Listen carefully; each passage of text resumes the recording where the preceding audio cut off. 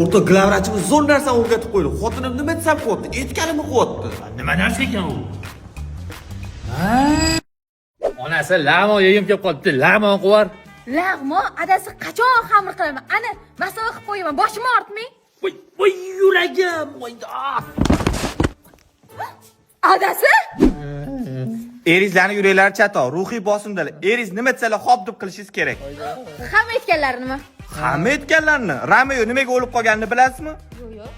Julietta aytganini qilmagan, Romeoning yuragi siqilib o'lib qolgan. Erizga yaxshilab qarang, nima desalar xo'p deng. Lamo qilgan dedim.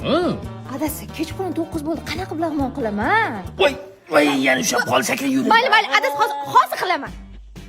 Va alaqsi bitta zuvala nordan qo'yar. Ish berdim. Ona, kuyingiz yuraklari kasali bir marta gapiradilar. Anakonda. Bo'ldimi? Sal yana urib bordi bitta. Yalmog'iz.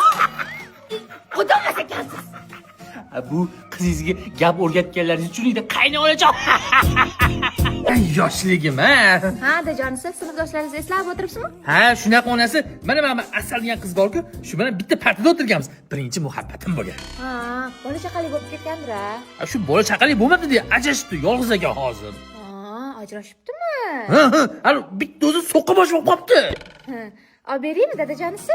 Ha, olib ber. Mana yuragim ham yaxshi bo'lib ketsa kerak menimcha. Mana olib beraman.